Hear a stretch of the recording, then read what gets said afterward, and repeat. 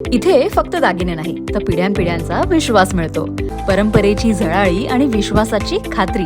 Kailas अडगावकर jewellers, Datta मंदिर bus stop, Nashik road. पांडुरंगाच्या भेटीने कृतार्थ होऊन श्री संत निवृत्तनाथ महाराजांच्या पालखीचे आज त्र्यंबकेश्वरमध्ये आगमन झाले. हरिनामाचा जयघोष, फुलांची उधळण, फटाक्यांची आतिषबाजी आणि टाळ मृदुंगाच्या गजराने परिसर दणाणून गेला. आषाढी एकादशीच्या पंढरपूर वारीसाठी ज्येष्ठ पौर्णिमेच्या दिवशी म्हणजे 29 जून रोजी श्री संत निवृत्तीनाथ महाराजांच्या पालखीचे त्र्यंबकेश्वरहून पंढरपूरकडे प्रस्थान झाले होते.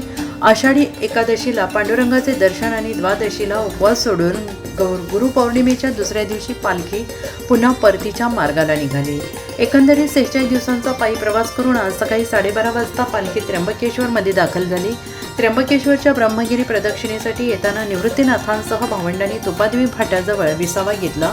त्यामुळे तेथील स्मृती मंदिरातील समाधीवर नाथांची प्रतिमा ठेवून अभंग गायन आरती करण्यात आली. यावेळी स्मृतीस्थळाचे पुजारी सुशांत तुंगार उपस्थित होते. निवृत्तीनाथांचे गुरु गहिनीनाथ यांच्या समाधी स्थानाजवळ महानिर्वाणी आखाड्यासमोर अभंग गायन करण्यात आले. त्र्यंबकच्या हद्दीपासून गावात प्रवेश करेपर्यंत वरुणराजाने पालखीवर जलाभिषेक केला.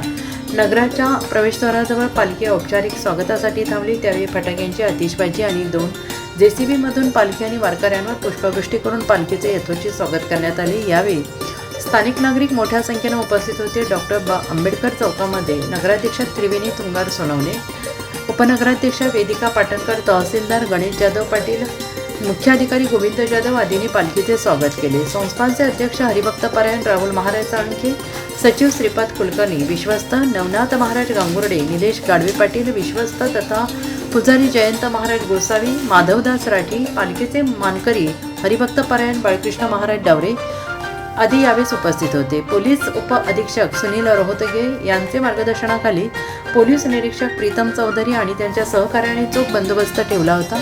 NCN न्यूजसाठी प्रतिनिधी रवींद्र धारणे, त्र्यंबकेश्वर.